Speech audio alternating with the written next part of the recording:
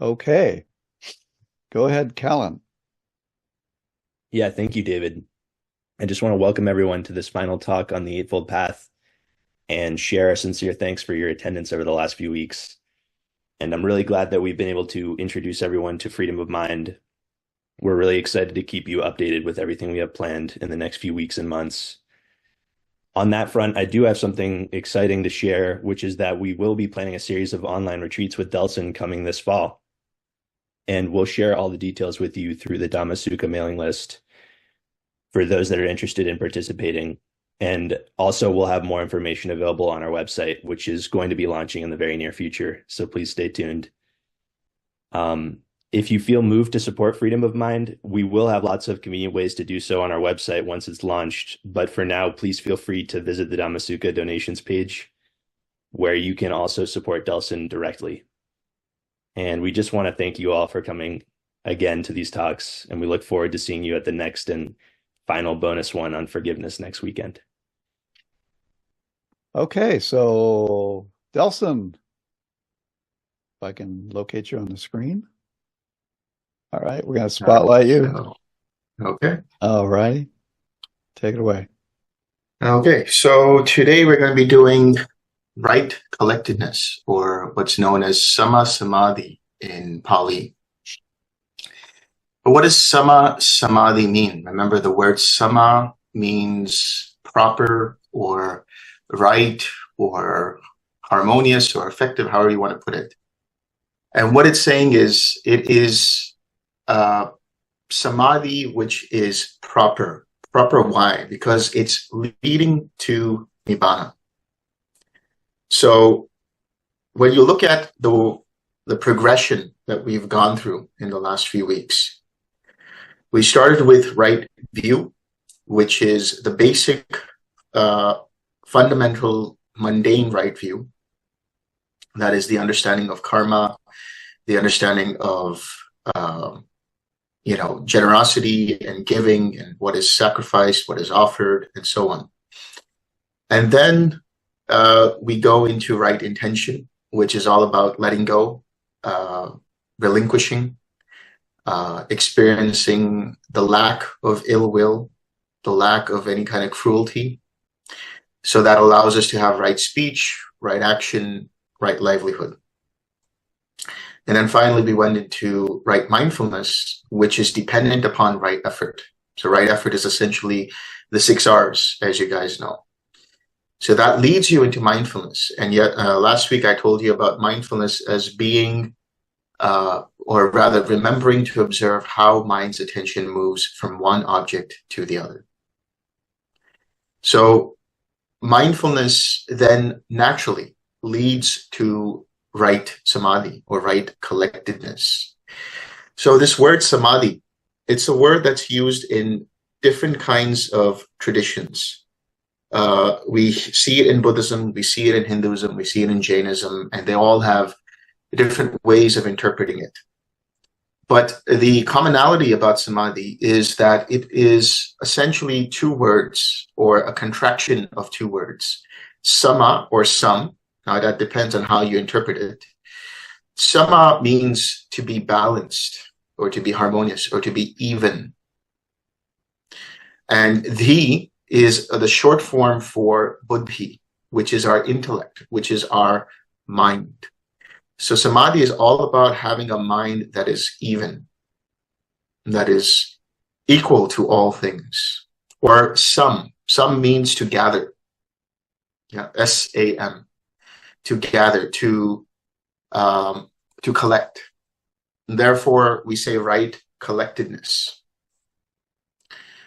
So traditionally, when we look at right samadhi or right collectedness, it has the 4 jhanas. In reality, this is what's really important to understand. In reality, there are only 4 jhanas. Conversationally, or sometimes in the suttas, we'll read of the 8 jhanas. But in reality, there's the 4 jhanas and the 4 ayatanas.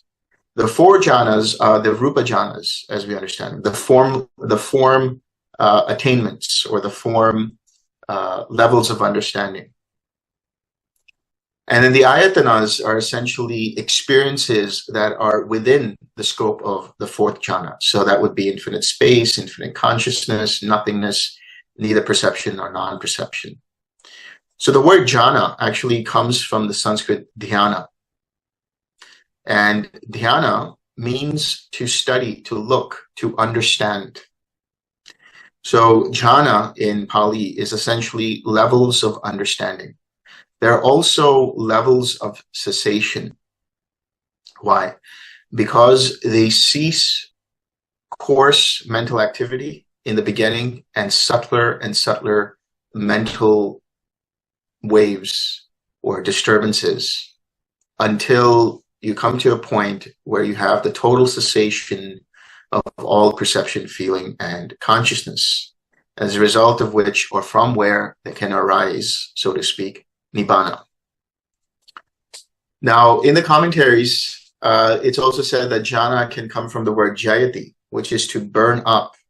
In other words, you're burning up the hindrances, you're burning up the impurities of the mind. So I'm not really going to touch too much on the jhanas because, there are so many videos out there now with regards to jhanas. You can see my videos, you can see Bhante's videos. We talk about jhanas in great detail. And the thing about it is, within this community, I wouldn't say everybody, but within this community, there is a certain obsession with jhanas. There's a certain kind of desire to attain this particular jhana or that particular jhana.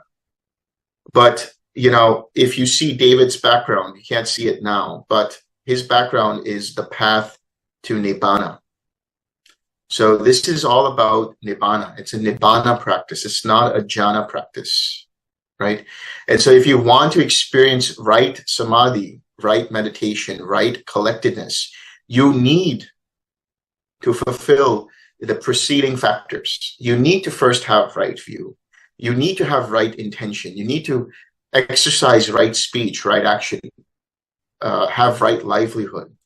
You need to cultivate right effort so that you can establish right mindfulness. And naturally so, then what arises is right samadhi or right meditation or right collectedness. So what do we mean by the word collectedness? So there's another word which is called ekagata. And oftentimes ekagata is translated as one-pointedness, or sometimes it's translated as unification of mind, where the attention of the mind is completely laser focused, pinpointed on one particular object. But that just suppresses the entire mind. It's not actually helping in any way. All it does is makes you very concentrated, very focused, which is good. But ultimately, you're not able to deal with the hindrances.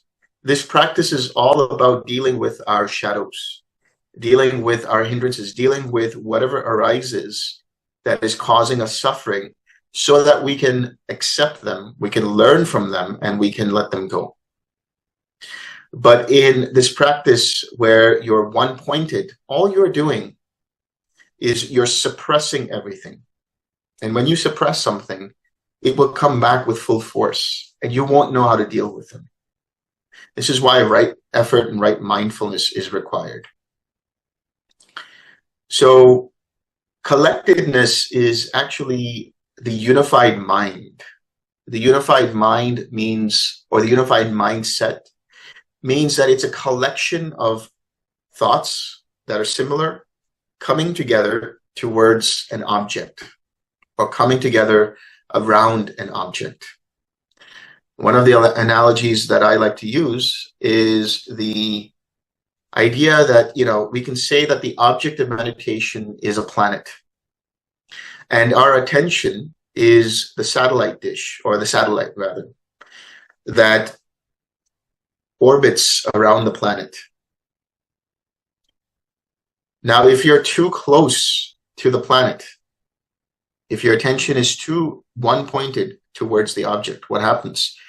Through that gravitational force, the planet attracts the satellite, and the satellite starts to come down crashing. If the satellite goes out of orbit, now it's lost. Now the attention of your mind is lost. It's drifting away completely somewhere else.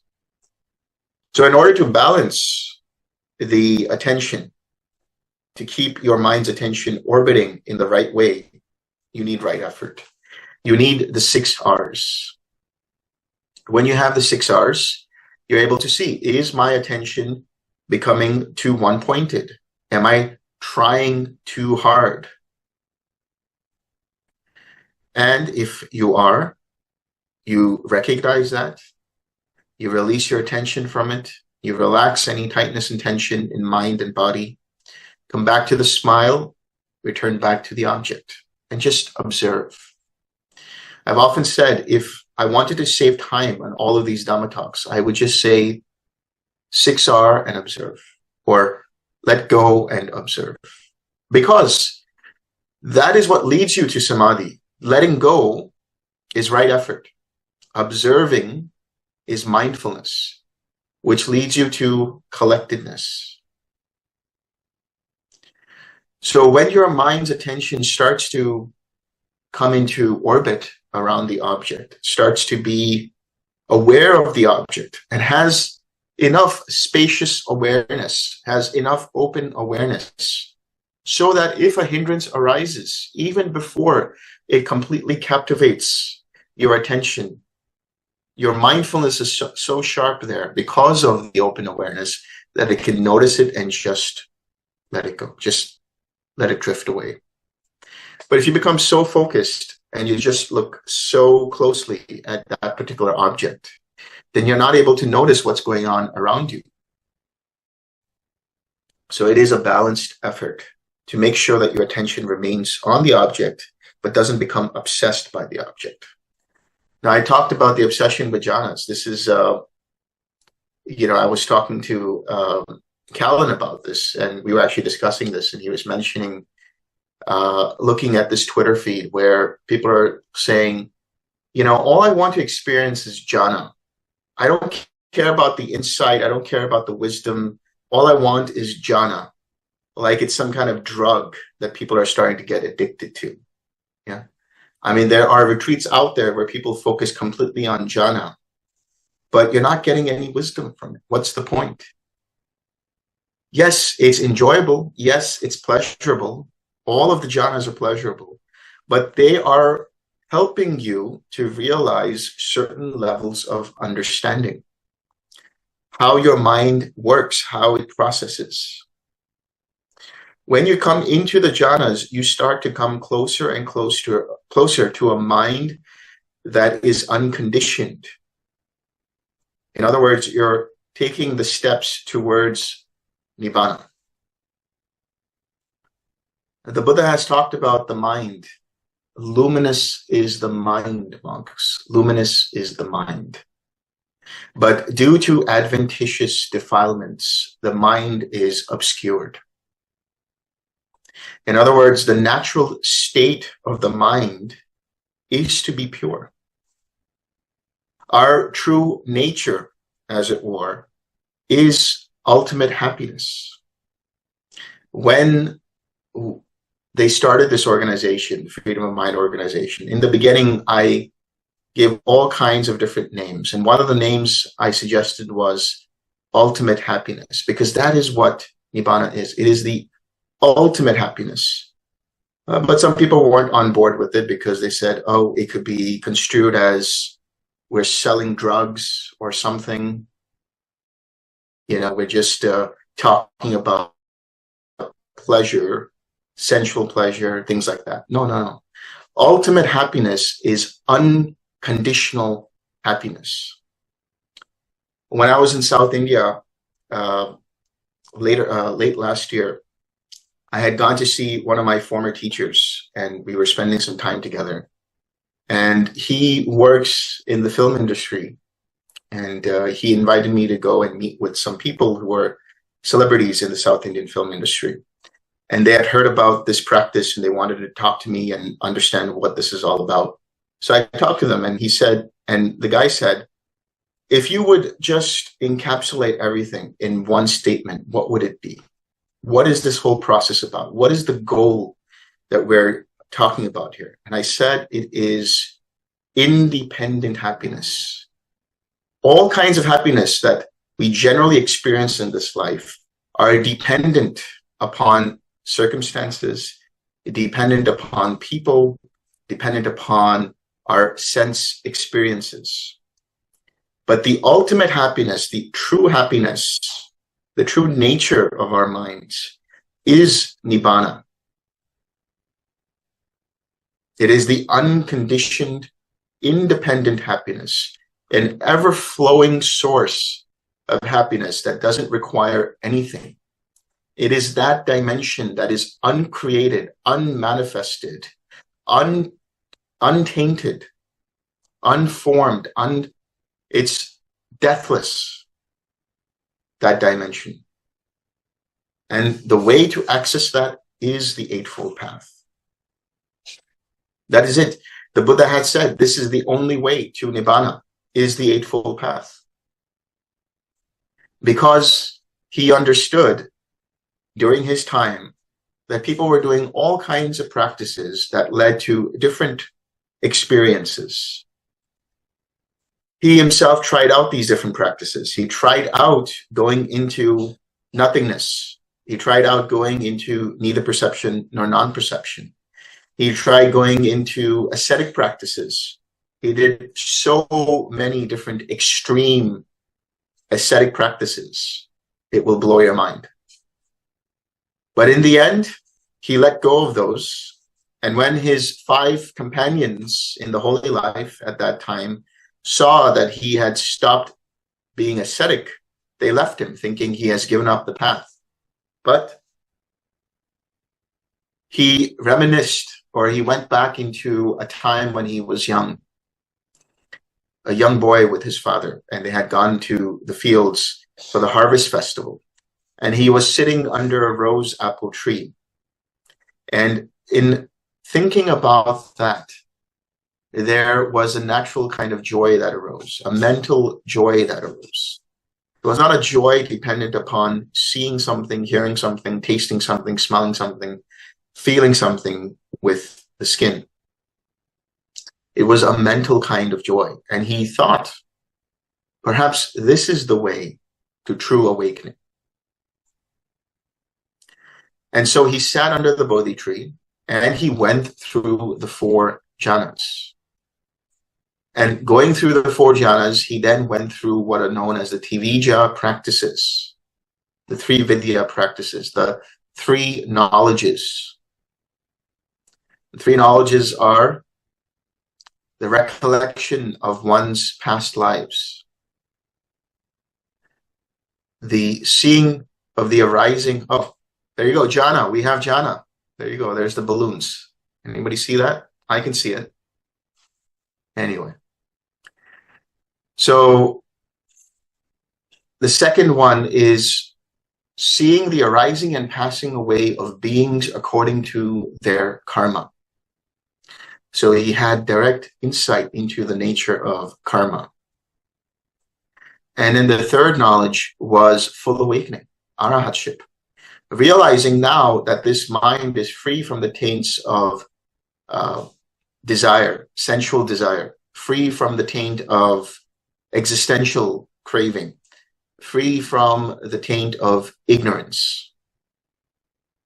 And so therefore he declared that I have been fully awakened, and so on.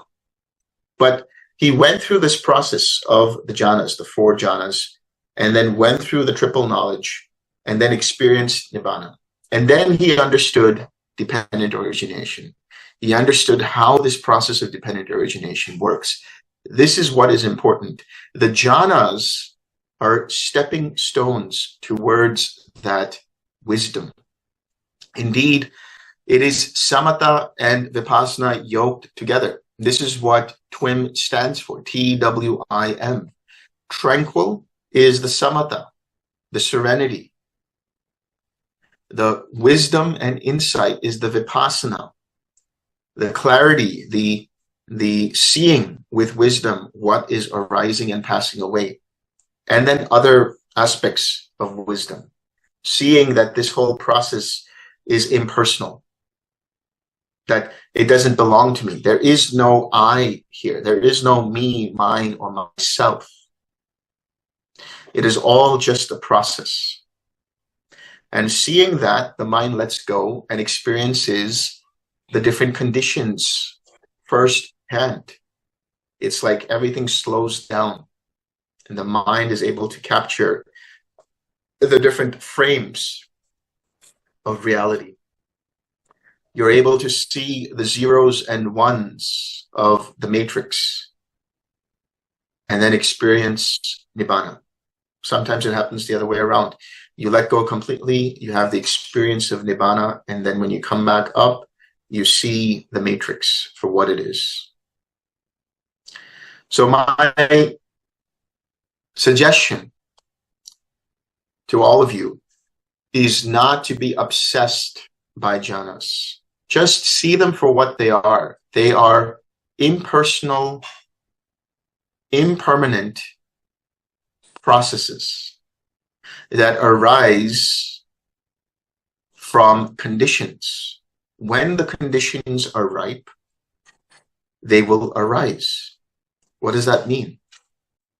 There is another sutta, Samyutta Nikaya 12.23, the Upanisa Sutta.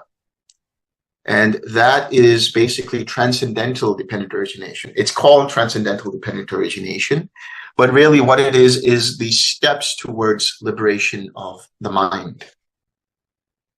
What it's referring to is you start off with faith, which is in tandem with right view. That faith then leads to pamoja, which is gladness in the Dhamma. Gladness because you have let go using right intention. And because you're keeping the precepts with right speech, right action, right livelihood, you start to experience levels of joy. That gladness leads to joy. That joy then leads to tranquility. That is the Sukha. That tranquility is comfort in the body, which you experience in the first and second jhana. And then after a while, you experience samadi, the collectedness of mind. And then you experience other processes like equanimity, or seeing things as they actually are, and so on. And then from there, you experience disenchantment, dispassion, and then vimutti. So that is Cheto Vimutti. That is the name of that organization. Freedom of mind comes from that word, Cheto Vimutti. What does it mean, freedom of mind? What does that mean, Cheto Vimutti? It is a mind that is free of any greed, hatred, or delusion. It is a mind that is experiencing Nibana all the time, in that sense. So collectedness, once you have all of the path factors, the 7 preceding path factors, samadhi naturally arises. You look at the enlightenment factors, right? You have mindfulness, you have investigation of states, you have energy, you have joy, you have tranquility, you have collectedness, and then you have equanimity. In the 4th jhana, the factor of the 4th jhana, the major factor of the 4th jhana is equanimity. But actually, it is purity of mindfulness due to equanimity. Why? Because when you start to develop the enlightenment factors, as a result of letting go, as a result of practicing the 6 R's, as a result of the mind starting to become mindful, aware of what's going on, that mindfulness leads into investigation of states. That mindfulness leads into discernment of states, understanding what is present and what is not present. The mind has craving. I will let it go. The mind is without craving. I'm okay. I'm staying there.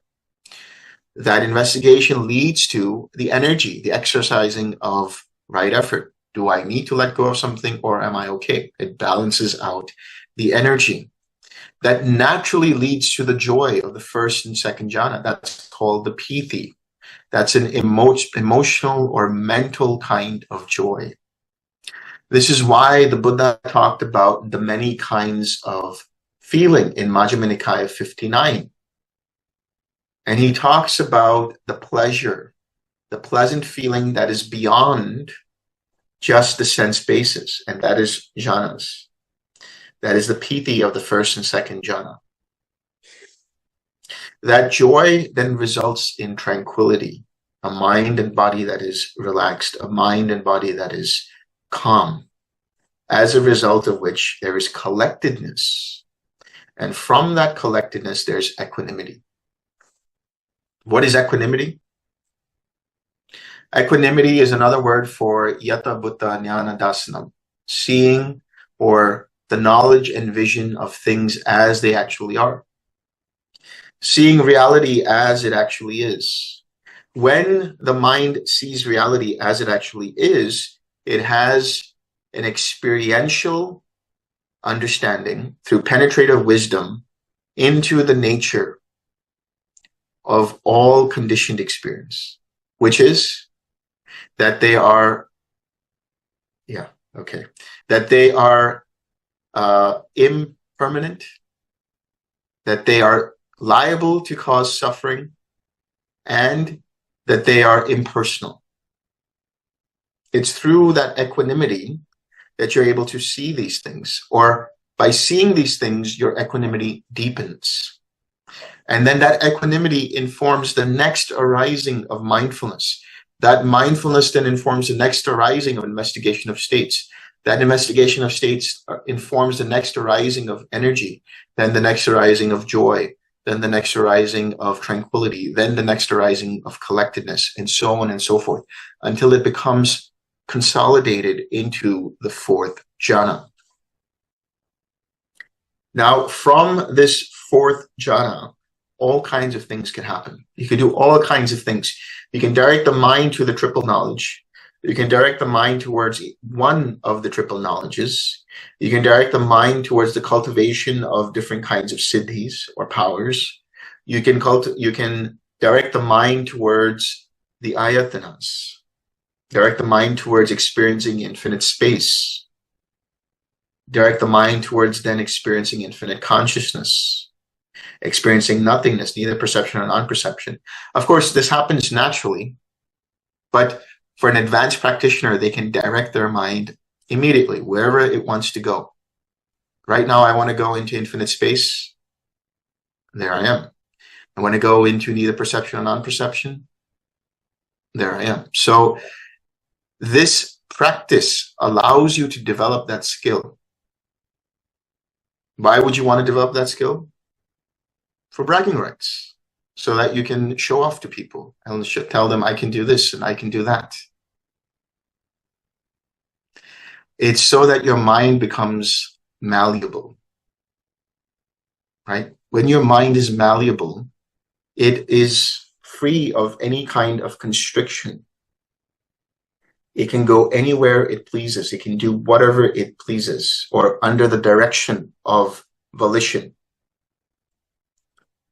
And so once this is mastered fully, the mind can go into Nibana whenever it wants. It can go into Nirodha whenever it wants. This is the process. Now, a greater obsession arises, greater than the obsession of the jhanas. And that is the obsession of, or the obsession for Nibana. When you least expect it, your mind goes into Nibana. In other words, when the mind is free from any kind of craving. When you're, let's say, in the 8th jhana, or you're in the signless state, or wherever you might be, there is this expectation, okay, any minute now, it can happen. I saw Bhante's videos. He was talking about this particular place. I think that's where I am. Or my guide told me this is where you are. Just keep going. Or I read David Johnson's book, and now I think I'm here in the 8th jhana. I'm just there. I'm about to get into cessation. But that I'm about to get into, you know, you're basically in the waiting room of craving, waiting for something. That is craving. Last year, when I was in Dhamma, when I was leaving from Dhamma and going to Boston to visit with Venerable Nityananda, we were on the line at the airport, and I told him, you know, waiting is basically samsara. We wait for everything in this life, and that's samsara. We're waiting in line to check out our items at the store. We're waiting in line to check in at the hotel or for our flights. We're waiting for payment to come through.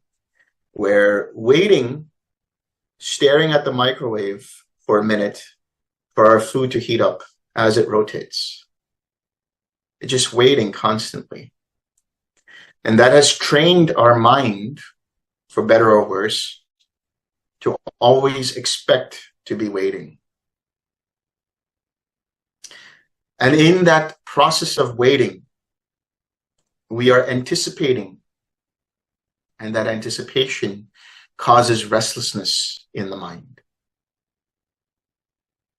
And from that restlessness, there arises only more mental proliferation. So when you stop waiting, when you are just there for the sake of being there, meditating for the sake of meditating, not meditating for anything. Yes, there is a goal that is the full awakening of the mind, but that is the chanda, that's the wholesome desire. Becoming obsessed by that desire is the craving. But once we let go of the obsession and say, okay, we're just going to breeze through, let's see what happens. Let's just see what happens. That has become apparently my catchphrase amongst the people who know me. All I say is, let's just see what happens. What should we do? Oh, let's just see what happens. What do you think is going to happen? Let's just see. Sometimes it frustrates people because they want a clear answer right now. And other times it relaxes people. They're like, yeah, we don't need to worry about this right now. We'll just see how things go. So don't wait for Nibana. Just be there. Be completely there. When you least expect it, it will arise. It will happen. In my own personal experience, I will say, for example, when I did the online retreat with David that many years ago, whenever it was, I recall being in nothingness and just radiating equanimity.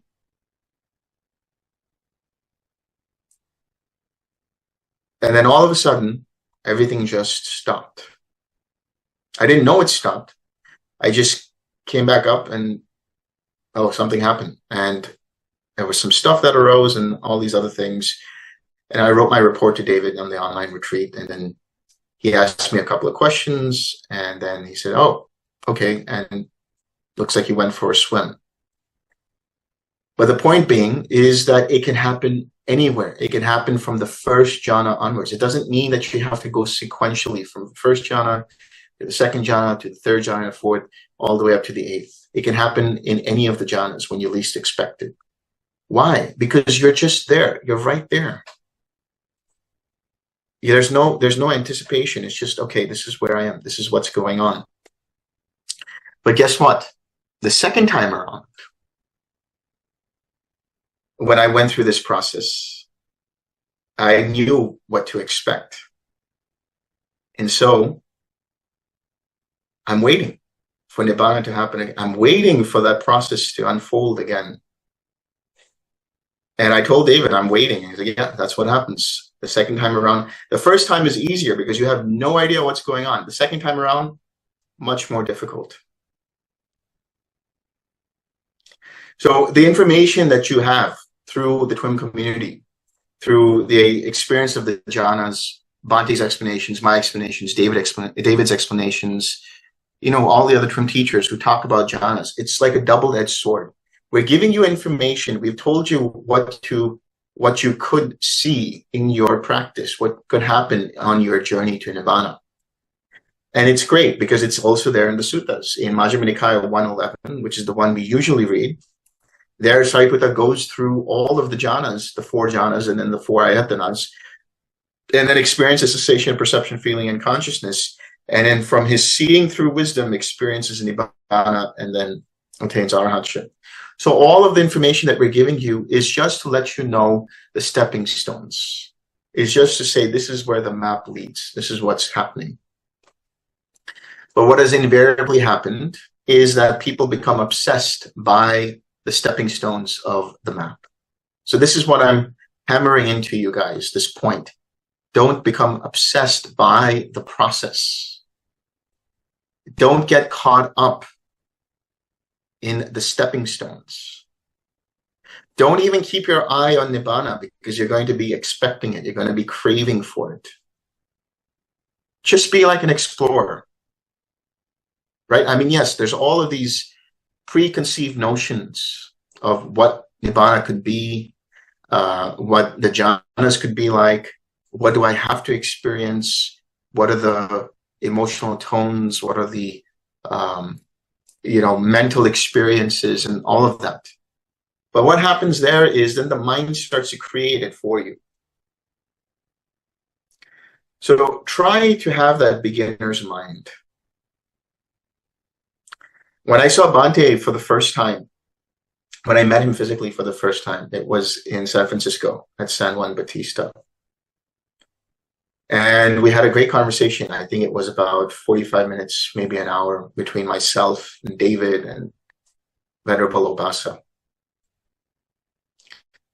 And the question arose is, how did you get here? Like, what was the process? Why is it that it happened in this way for you?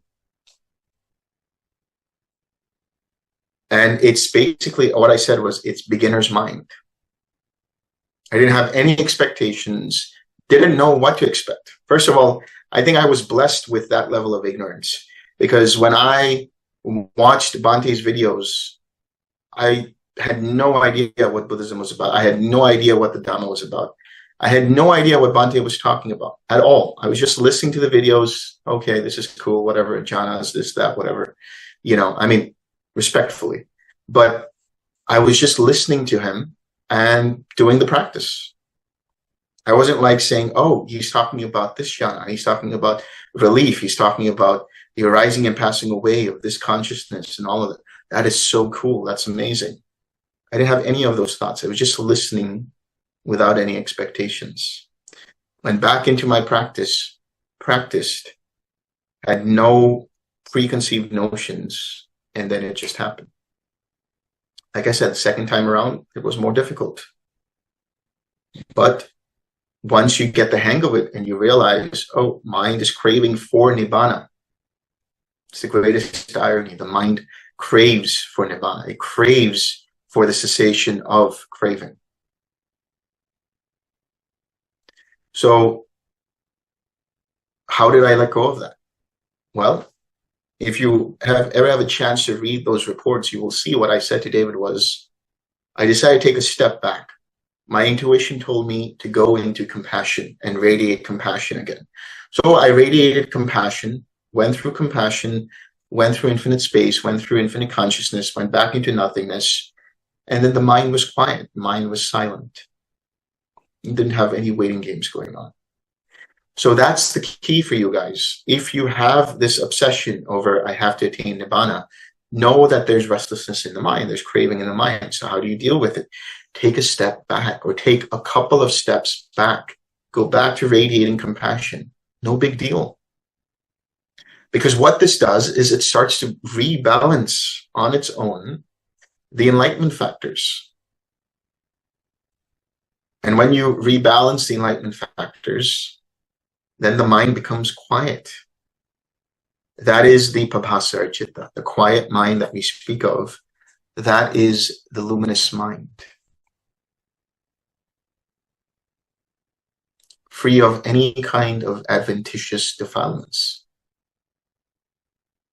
And then the key is to stay there.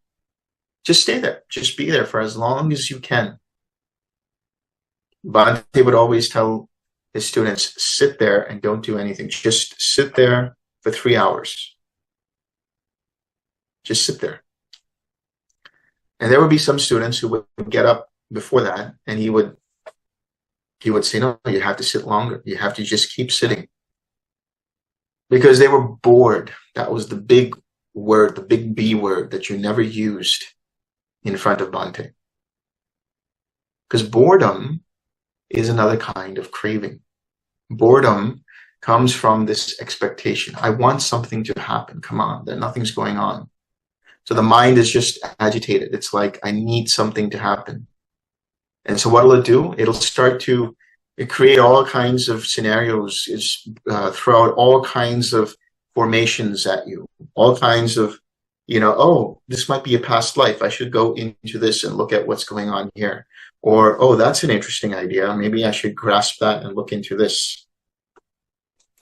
That is the restlessness that the mind throws at itself. Or because of boredom, it says, oh, this doesn't make any sense to me. I don't want to keep doing this. And it will start to drift into sloth and torpor. Sloth and torpor is essentially a mind that is dull. It can't remain collected anymore. It's lost interest in the object of meditation. And that's where you do the balancing act.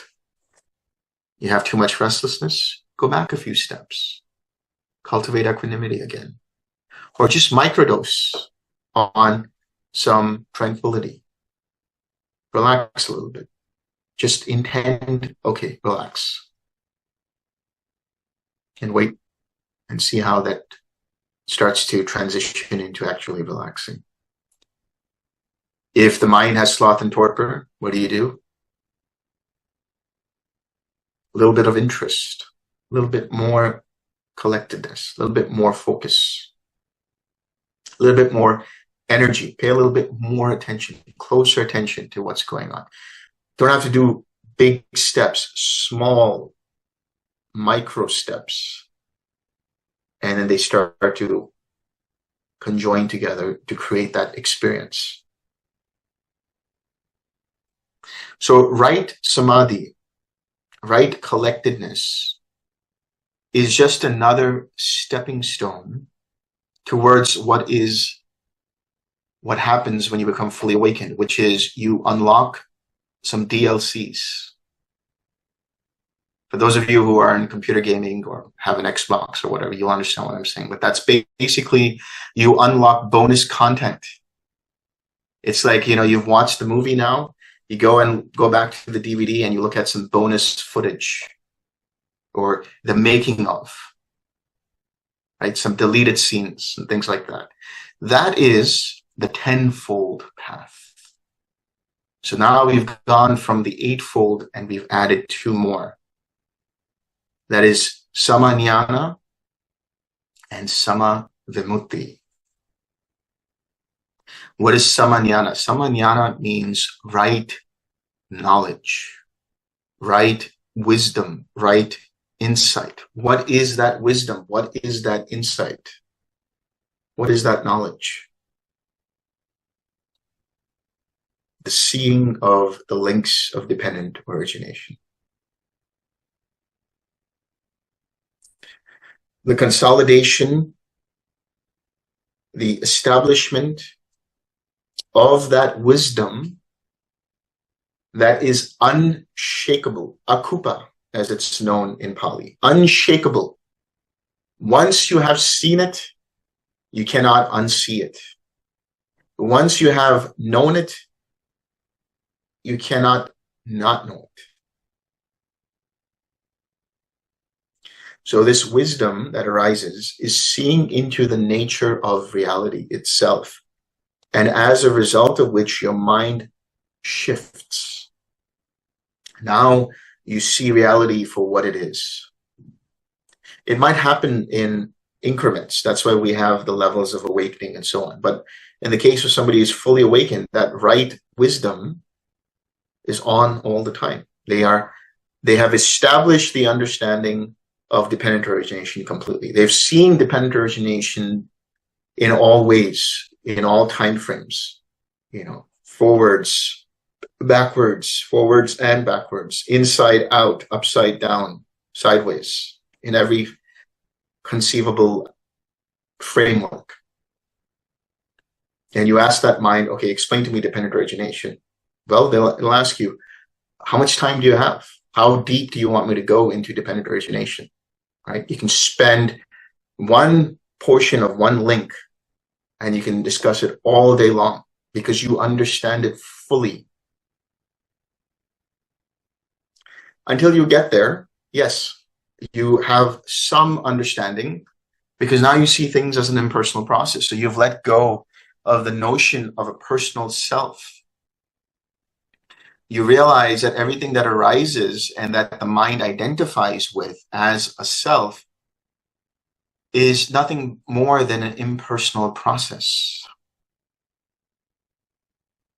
And then you have deeper insights as you keep going into this process until it becomes completely established in the mind. And then you have the 10th part of the tenfold path, which is sama vimutti. Vimutti or vimukti means freedom, liberation. The right kind of freedom, the right kind of liberation. What does that mean? The liberation from greed, hatred, and delusion. The liberation from the three asavas, the taint of sensual desire, the taint of existential craving, the taint of ignorance. So this right liberation, sama vimutti, this right freedom, is also a state of mind, so to speak, that can be accessed. It's almost like a different kind of jhana, if you will. It's not a jhana, but it's an experience that a fully awakened mind can go into. And it can basically enter Nibana when it wants. See, the fully awakened mind is already in Nibana 24/7 because it has no greed, hatred, and delusion. But what happens is you've been walking for a long time. Now you just need to rest. So it's a pleasant abiding. It's the mind that withdraws like a tortoise from all of the different aggregates. And all it is in Nibana. So there's Nibana with remainder for the mind of an Arhat, the functional mind of an Arhat, where there's Nibana plus the aggregates. So that's the mind free of any greed, hatred, and delusion. And then there's a Nibana without remainder, which is generally understood as pari-Nibana, the final experience of Nibana that an Arhat or a Buddha goes through before there's the complete dissolution of the aggregates. But there's also the Nibana without remainder, where the mind withdraws from the aggregates, and there's just the experience of Nibana. So these things are possible. These things are available to everyone, can be made available to everyone if they follow the Eightfold Path. There's no need to continue to try to analyze everything all the time. For the sake of knowledge, for the sake of understanding, for the sake of, okay, this is what happens when you do this, this is what happens when you do that. Okay, these are the steps I have to take. These are the qualities of mind that I have to cultivate for that ultimate peace, for that ultimate happiness. That's all. As soon as you bring in that thinking mind that becomes obsessed with this, that, or the other, it's actually preventing you from going deeper. So once you know how to take the steps, once you know what is the process, walk the path. Just keep walking. Maybe you don't know where you're going. Maybe you do know where you're going. Doesn't matter. Just enjoy what's going on around you. Right? You're in the first jhana. Okay. Just observe what's going on in the first jhana. All right. Here's the joy. Here's the vitakka. Here's the vichara. Here's the thinking and examining thought. Here's the comfort in the body. Or you're in the third jhana. Okay. Here is the collectedness. Here is tranquility. Here is the cessation of any kind of joy now. The mind is now more collected. Or you're in the second jhana. Okay, here's more self-confidence. Here is the disappearance of thinking and examining thought. So make it a game. How many times have you heard Bhante say that? Make it fun. Enjoy the process. Make it like a game. All right, today I'm going to go and see what happens. It's a new Netflix show that you're watching.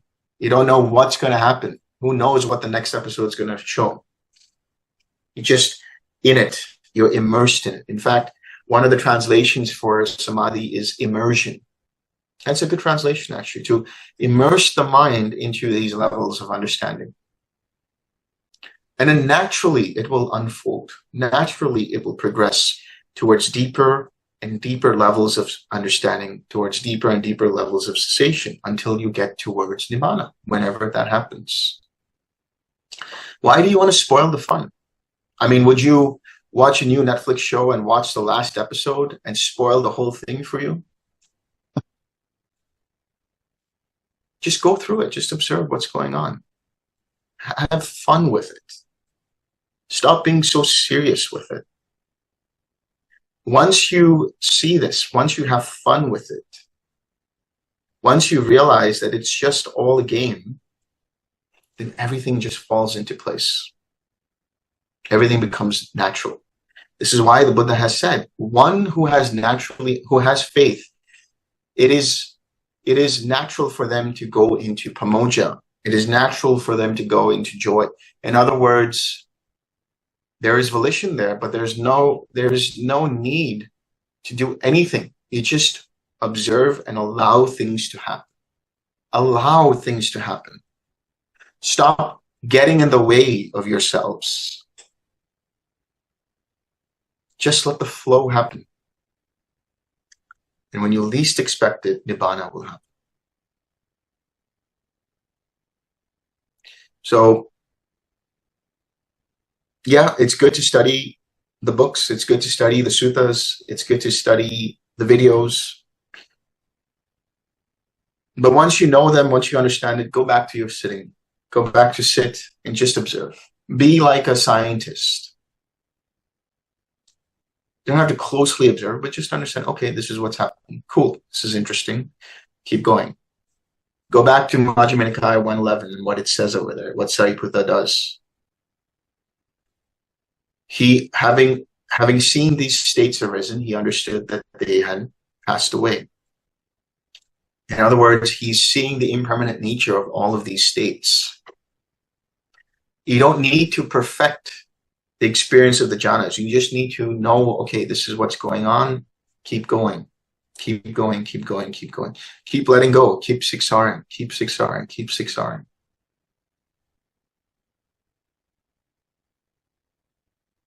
And then the mind will start to go into that quiet space where there's no vibration at all.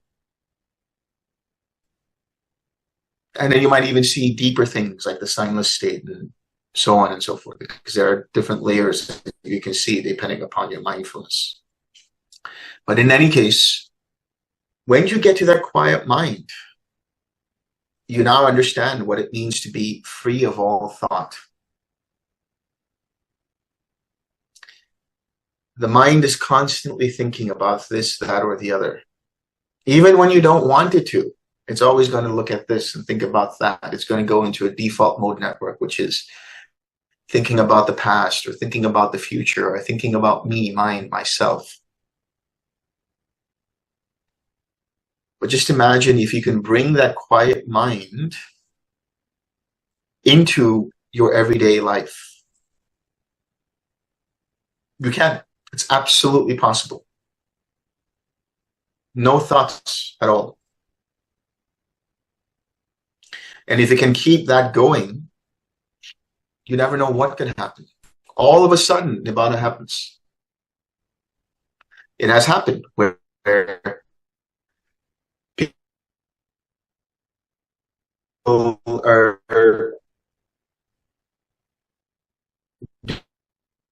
doing the dishes and their mind becomes, it pops and they have an experience.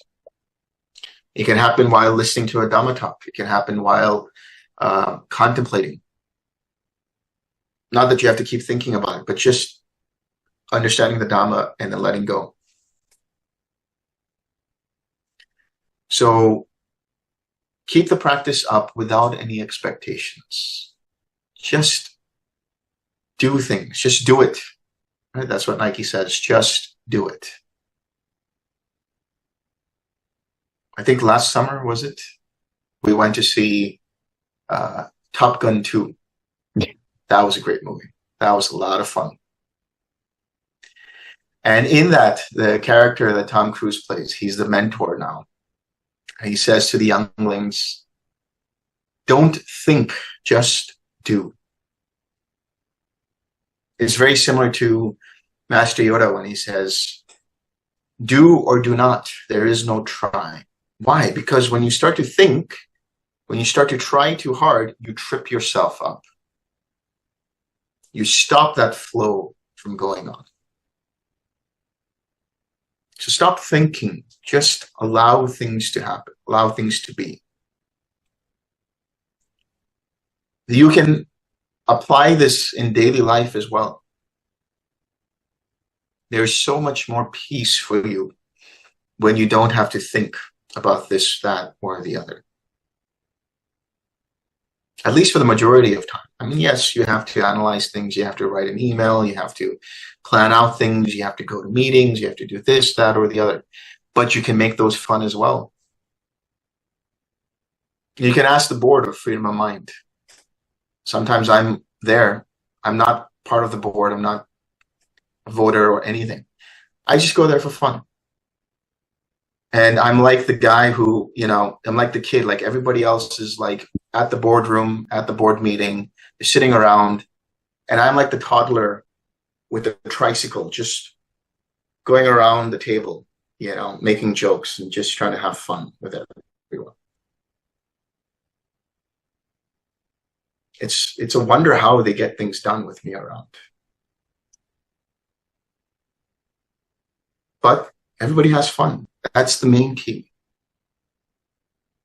Have fun with it. Don't make it so serious.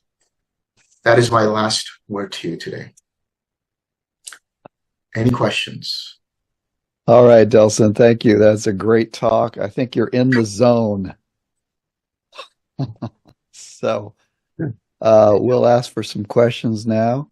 Hey, Delson, can I ask a question? I don't know how to put up a hand, so I'll do this hand. Okay, that's all right. See you, Brian. Okay. You were talking about independent happiness. I wonder, for the last few years, I've been having these spontaneous experiences of just, for no reason, just like more than happiness, just bliss. And I wonder if is that Nibana kind of bleeding through once in a while? That would be interesting. What are you doing? Nothing. It just happens. I'm walking and all of a sudden, you know, I can be in the kitchen while I'm driving, but it's pretty blissful. I mean, sometimes my body goes in weird positions and starts shaking around and stuff. Yeah, it can happen. These are called kriyas. In other words, like the body will go into different movements and things just automatically. And that's because the body's experiencing these great feelings of joy and so on. So not necessarily that it's Nibana, but it's definitely a great amount of joy that might arise, a great amount of bliss that might be onset by something much deeper in the consciousness. My suggestion to you is when that does happen is to just observe it, right? And be with it, because your attention to it will actually allow it to prolong. And then you could actually, maybe if you want, you can make that an object, or maybe the bliss starts to recede and it's much more equanimous. But just go with it. Just follow along the path as it arises. Great talk, Delson. It's fantastic as usual. I don't know how you can remember all this stuff. Okay, thank you. David, you're next. Thank you, David. Thank you, Delson. Just a quick question about dependent polarizing. You mentioned getting to a point of, I think you said, independent mind. Obviously, that's, I guess, state of Nibana.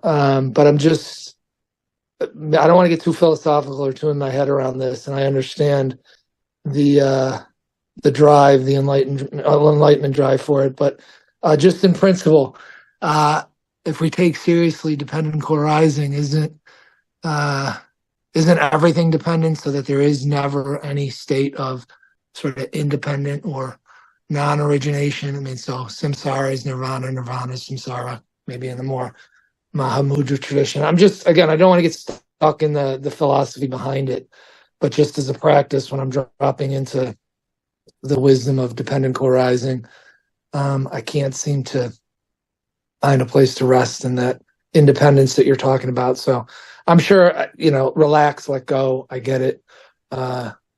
Just wondering what you just say about that. So that's why I talked about when the Buddha said that Nibbana is the uncreated, the unformed, the unborn, the deathless. In other words, it is the only element, so to speak, that is outside of the scope of dependent origination. We touched a little bit upon transcendental dependent origination as being that is really a dependent liberation or a dependent letting go. But Nibana is outside of the scope of any conditioned experience. The best way to get close to it, the best way to get as close to it as possible, is to let go of any thoughts that arise right here, right now. And there is this small space that's there. That's like that's what we call the mundane Nibana. And all you do is just allow the mind to rest in those spaces. And eventually those spaces will become longer and longer and longer until it becomes quieter and quieter and quieter. And you're, steps away from Nibana, outside of dependent origination. Because that space is basically the space between one link and the other. It's outside of the scope of dependent origination.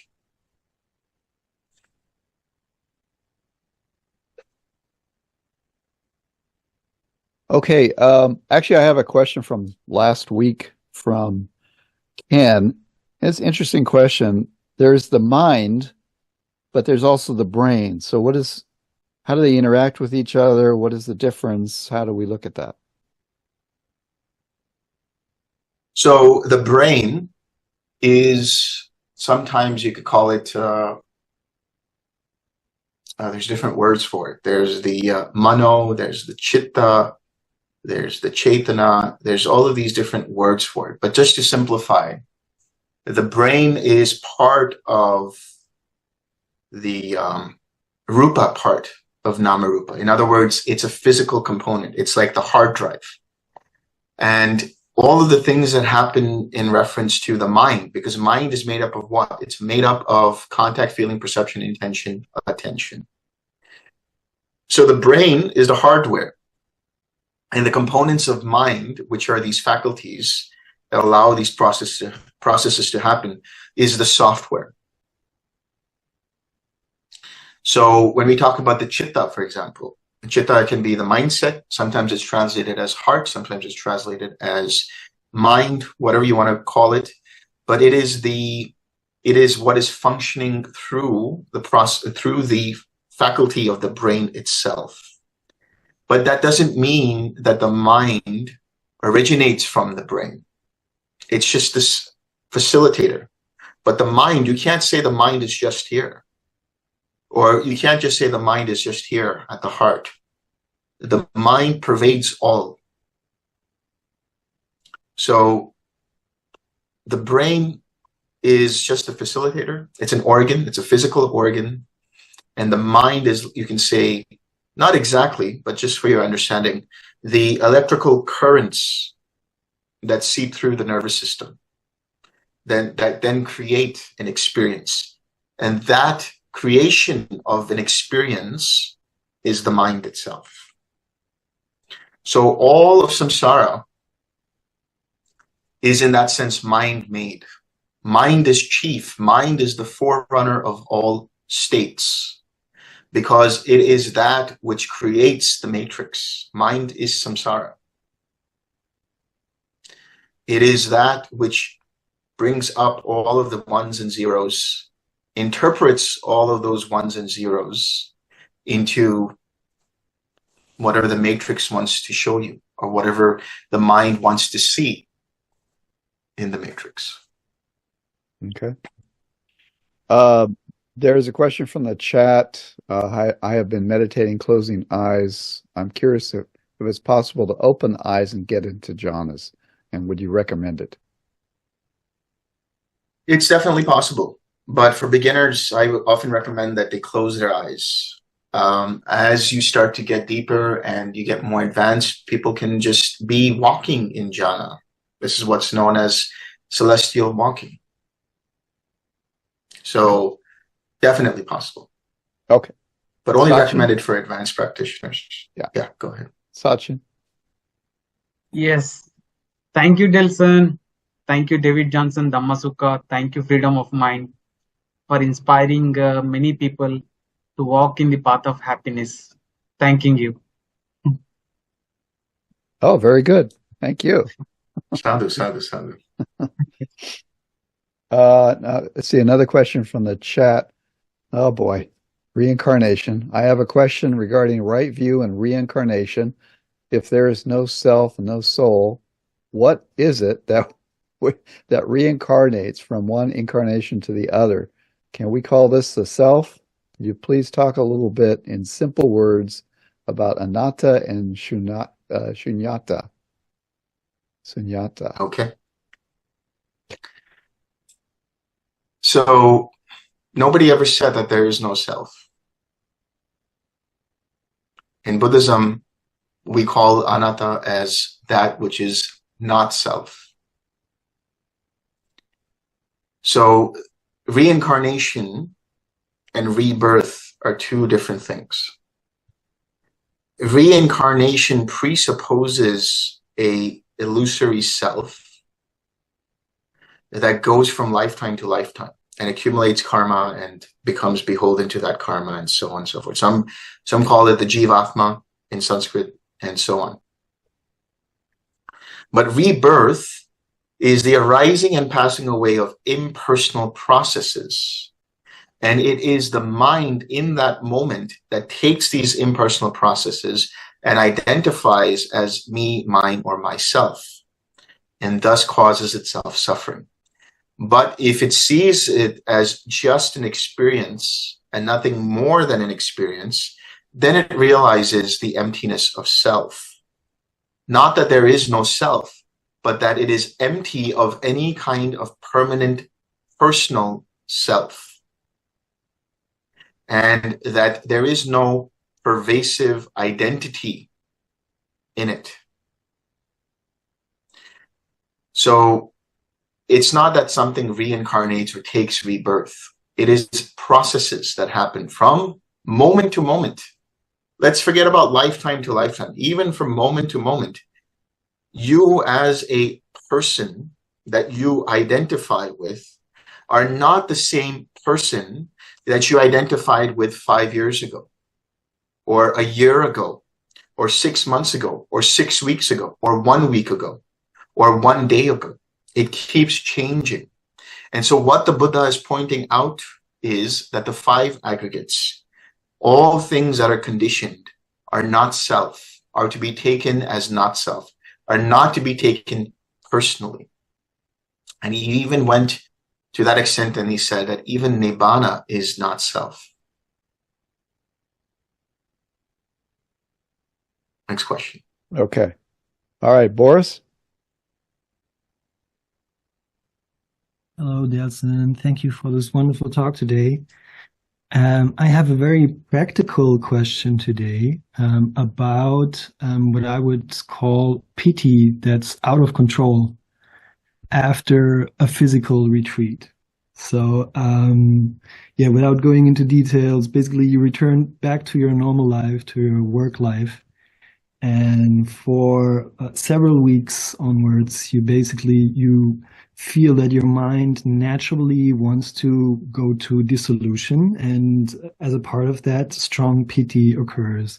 But yeah, work life is going on, and I'm still this person have to do my thing. So yeah, is there anything that you can recommend for practitioners to basically integrate these things into normal work schedules? What kind of practices have you been doing? TWIM practices. It's basically Okay. metta practices, and yeah, during the physical retreat there was a silent formal lunch, and yeah, after that. Thank you for listening. So this disillusionment that arises, this disenchantment with things that arise, is actually a natural arising, a natural process that happens because the mind starts to see, yeah, I mean, none of this is interesting. And, you know, at that point, you have to see what actually goes on. And you can actually decide to temper or to balance out the piti. If there's too much piti, then you can bring up tranquility in your mind. You can start to ground, let's say, the mind or your being into having some more tranquility. So take a break from whatever it is you're doing and do some kind of grounding practice that relaxes you, that allows you to feel more in the body, more in tune with the physical.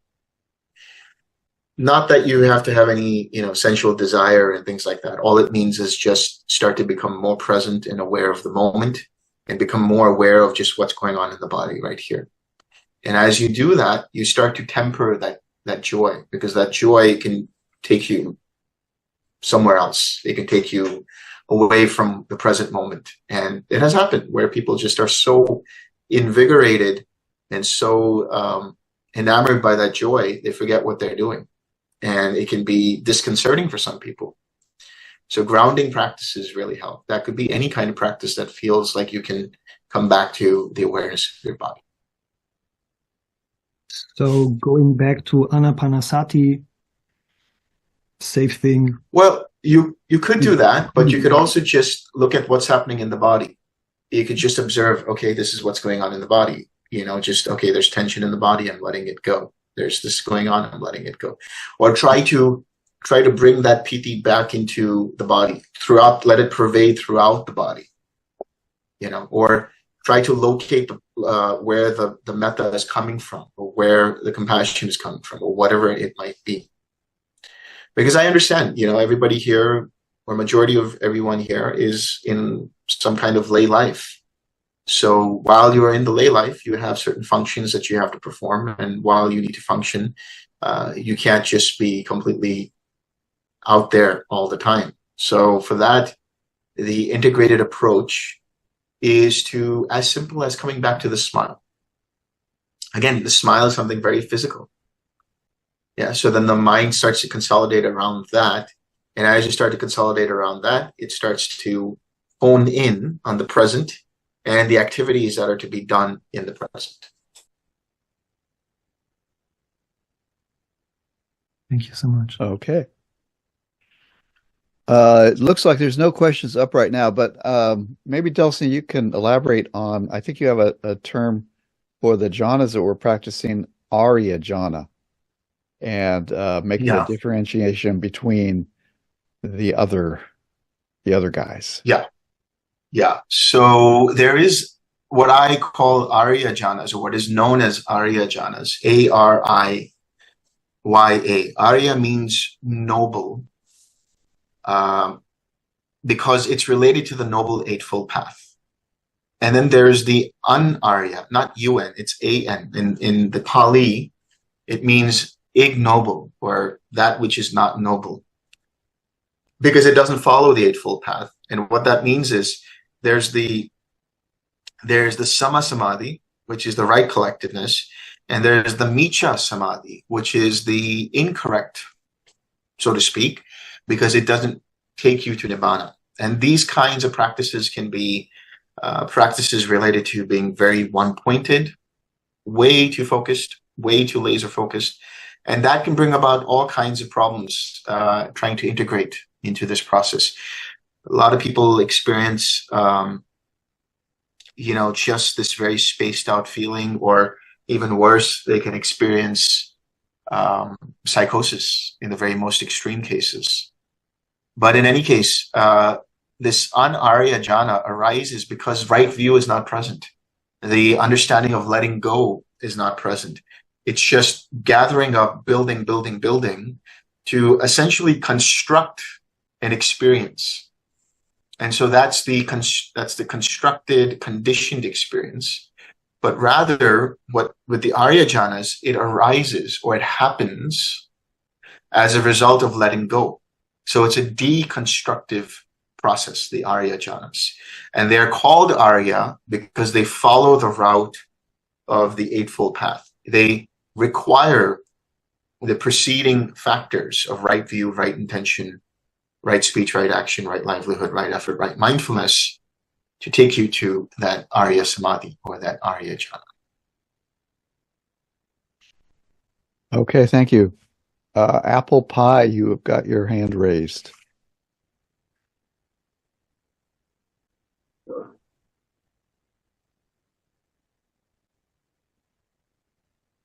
Go ahead. I cannot hear. Yeah. Alex, I think Alex also. Yes. Hi, Delson. I think Apple Pie posted in the chat. Oh, okay. Okay. Delson 6-day Nirodha. Did you have a question, yeah. Alex? No, not at the moment. Okay. Thank you. Delson, take a look at the chat and see if you want to actually get into this. Yeah, I think Apple Pie did bring up something very interesting for Delson. Okay.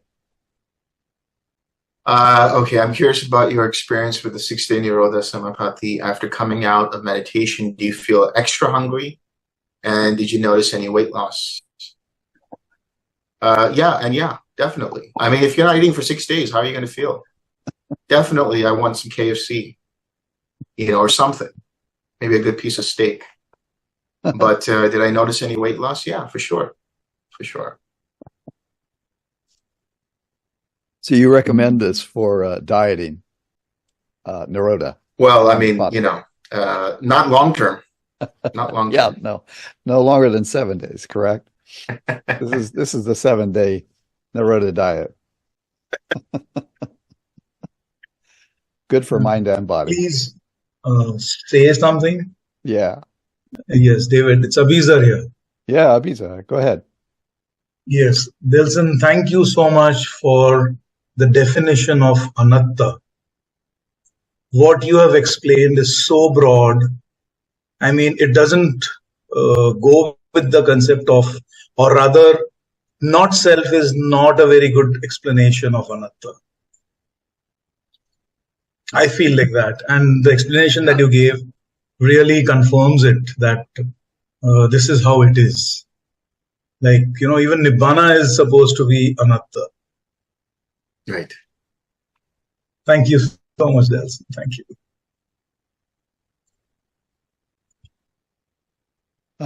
Quilly, go ahead. Thank you for your beautiful talk today, this whole series. So you were talking about, don't obsess on Nibana, but I feel like that can arise for me at any stage. I just came off of a retreat, and I noticed when I enter retreat, I kind of am obsessing about quieting the mind. And it's, and then the mind quiets, and then, I move along. And then there's a new wanting. And one of the things besides jhana that one can become obsessed about are extraordinarily pleasant and unique experiences that can occur while you're in very quiet state. And saying, don't obsess, let go. I don't know. There's a trick in there. There's nothing to hold on to in terms of just do it. I don't know. I mean, it seems like I've been playing with that for decades in practice. Okay, let's let Delson. So if you look at it's like a dichotomy, actually. If you look at it, it's like there's an obsession, which is, for understanding, for the sake of understanding.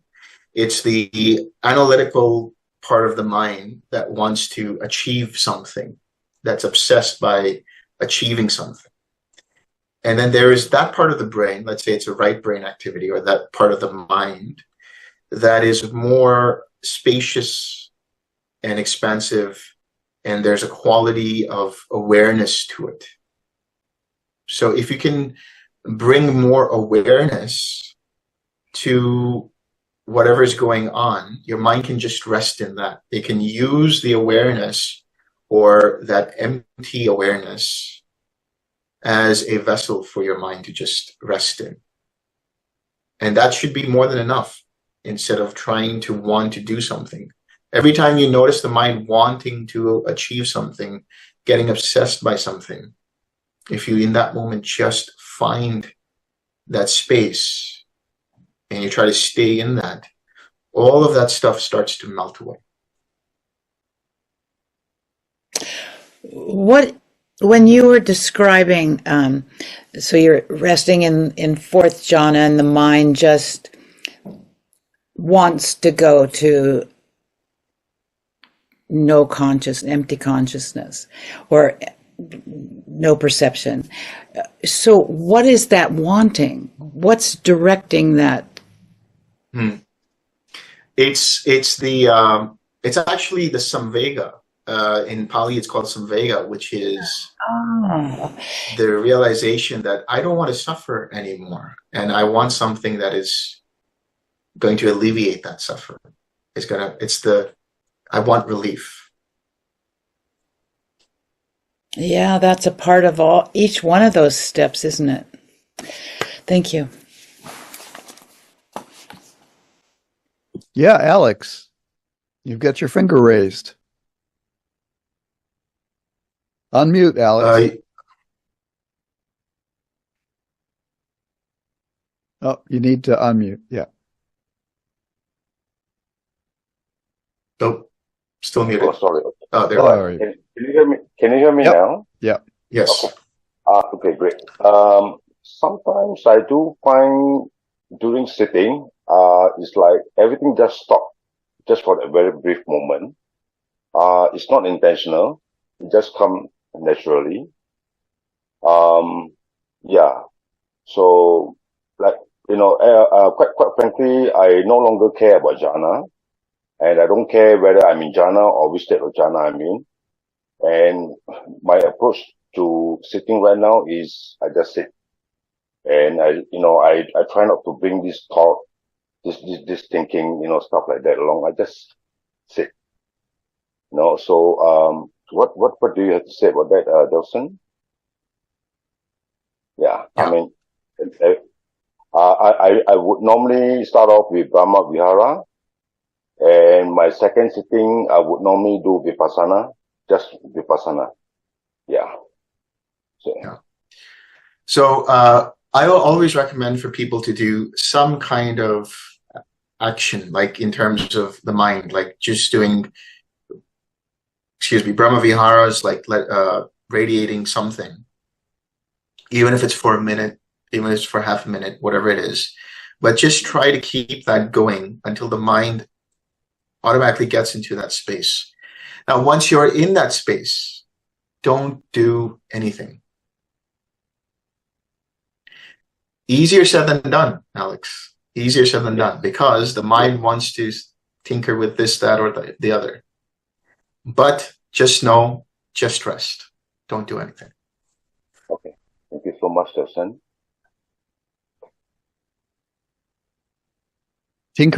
Tinkering mind. What's the Pali term for that? Any other questions?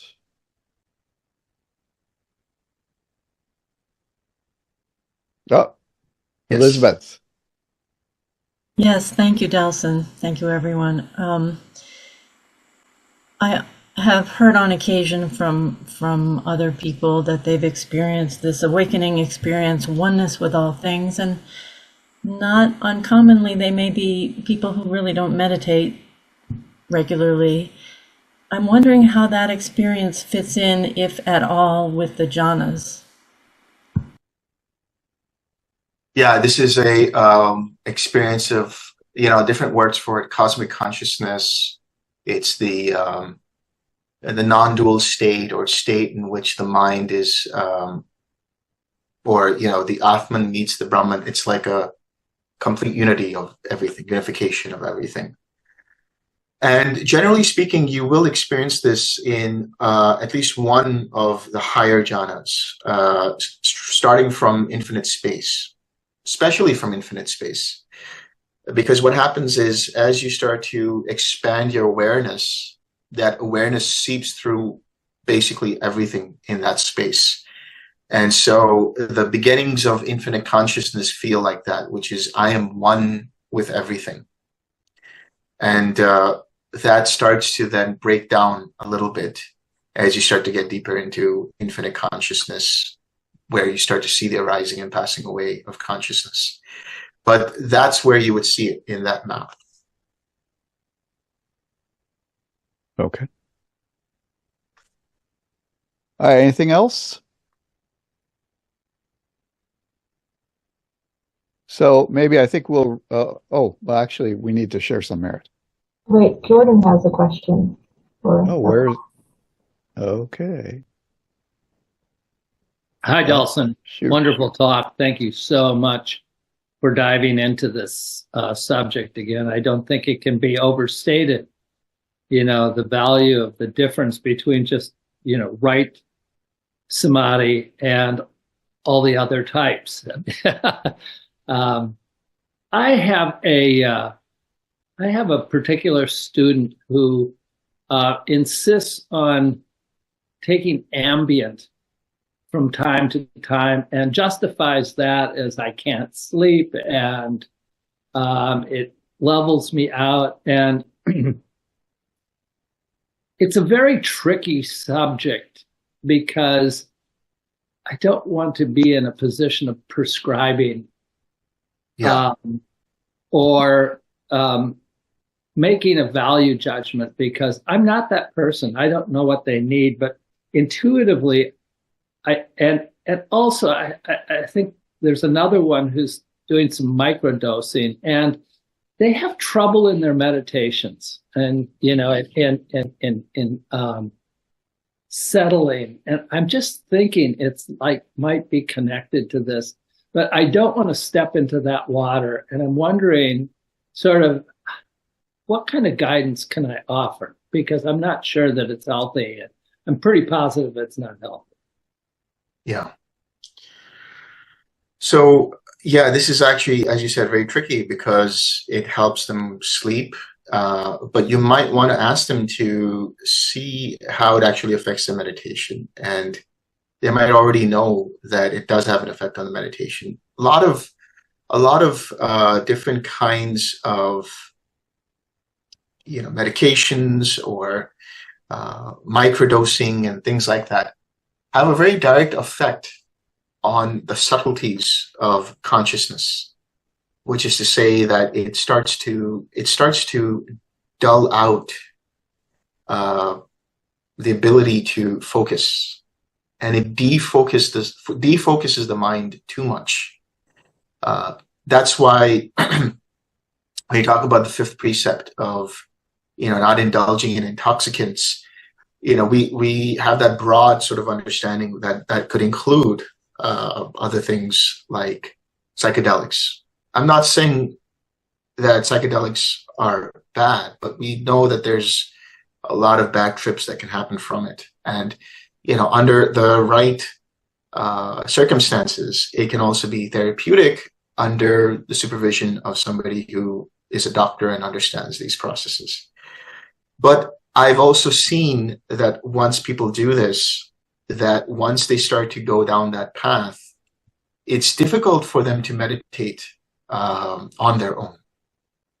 So maybe the best way to guide them is to say, okay, is there any chance of you speaking with your doctor, if possible, and seeing if there are any alternatives, and or finding other ways that alleviate this sleeplessness, because they can try yoga nidra, for example. Yoga nidra is a wonderful practice where you train the mind to go under certain levels or stages of sleep for 20 minutes, 30 minutes at a time. And that can help them calm the mind down enough to actually get some sleep. So they should try to find alternatives to deal with that. And once they start to, let's say, wean off of microdosing and other things that they're taking, it'll be much easier. It might be a slow process, but it will be easier over the long term for them to become more focused and for them to become more collected in their mind. Yeah, great. My yoga nidra, I never thought of that. That's just a wonderful direction and kind of a stepping stone of engaging in an action, a direct action, and yet not habitually repeating. There's sort of this, the process. So, hey, thanks a lot. I'll let you know what happens with that. Sure. Thank you. Samila has her hand raised. Samila, yeah.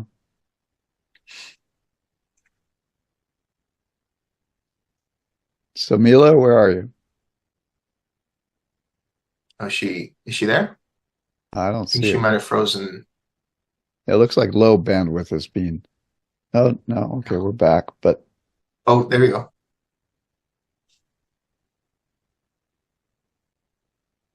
We can see you move, but I can't hear you.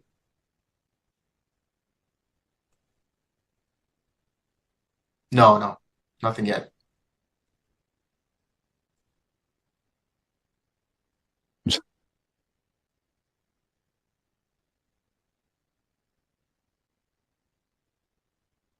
well, while we're waiting, there are a few announcements we kind of did. Okay, Anne, we'll get to you. Hold on. So next week we will have another session on forgiveness, and we'll be talking about that, and we'll have a few people coming in to share their experiences as well. There will be online retreats with Delson starting September, maybe for 3 months, one a month. We'll have some information about that. You can't sign up yet or anything like this, but that's coming. And there will be an Easter retreat next year with Delson. So that's just out there. We don't have any signups or anything yet, but that is out there. And for those of you who have not done an online retreat, you're always welcome to go to the Dhamma Sukha website and sign up for an online retreat and go through your own practice with a guide. And also there's self-guided online retreats where you just go through a bunch of modules and it guides you through some talks and gives you advice as to how to proceed, so that you can just do that yourself. And that's all on there too. All right, Samila is, do we have Samila? No? Okay, looks like we're sharing some merit. It's still no sound from her, but I see somebody else has their hand raised. Oh, Anne, Anne, did you have something? Samila, do you want to type in your question? That's fine too. Yeah. I just wanted to respond to Jordan's medical question because people are usually, Ambient's a prescription drug, on medicines because of the context in which they're living. So if they're doing a online retreat and they're still working, they're trying to do this in their regular life, that might be a little complex situation to try to change. I think Delson is right about, finding alternatives and having the doctor involved. But I think, the experience, on an in-person retreat and they have access to their physician, that would be a good time because there's time to kind of dry out and see for themselves how this impacts them. But in real life and, on the online retreats that they're still in their real full-on life, I think messing with their medications could put them at more risk for an unbalanced sitting than, meditation than going off of them. I mean, people have a fear of medicine anyway, and sometimes people go off medicines when they shouldn't because they think medicine's bad. But I think it's a case-by-case thing, and no big broad brush would be a good idea about that. Okay. Samila, you got Zayed has his hand one raised more as time. well. I see her there. No, is She has something in the chat. Let's see. You were talking about seeing the building blocks of the matrix before or after seeing Nibana. Is it the case at all times? Is it kind of seeing the very beginnings of vibrations associated with thoughts? So it can be, but the thing is, it can happen before or after Nibana. It depends on the person's inclination. But seeing the very beginnings of vibrations associated with thoughts are generally the sankharas. Those are what I call the proto-thoughts. It's like the little bubbles that come up before it forms into a fully like conscious thought. So that is what could be seen. Okay. Zayed. And Zayed has his hand raised up. Yeah. Dhamma greetings. Thank you so much, Nelson, for this amazing talk. I have a question about equanimity.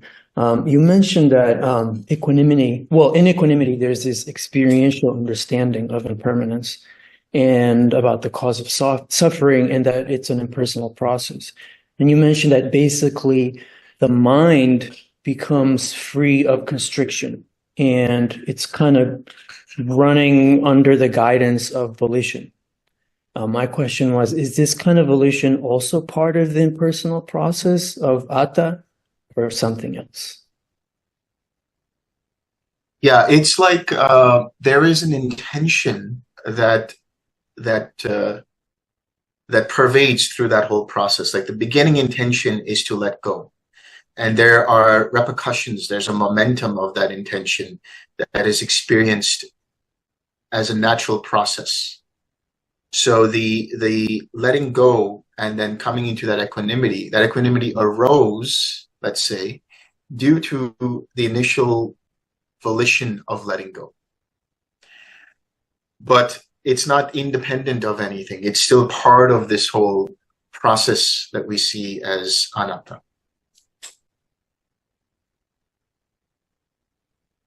It's like, when you have those spinning tops and you let them go.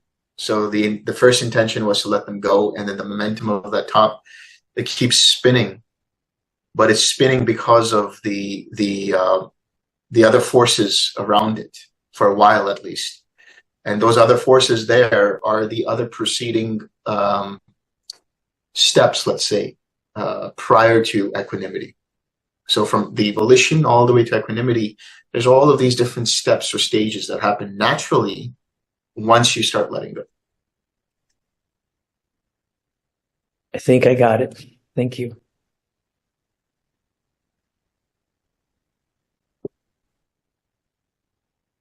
Okay, thank you. I think we'll call an end to the questions now. We've been going quite a long time. So let's share some merit. May suffering ones be suffering free, and the fear struck fearless be. May the grieving shed all grief, and may all beings find relief. May all beings share this merit that we have thus acquired for the acquisition of all kinds of happiness.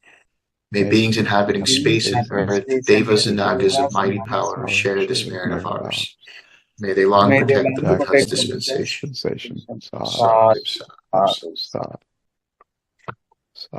you, everyone. Thank you, Delson. All right. Thank you, everyone. Thank you. See you next week. Delson. Thank you, David. Thank you all. everyone. We'll see you next week. Thank you so much. Yes.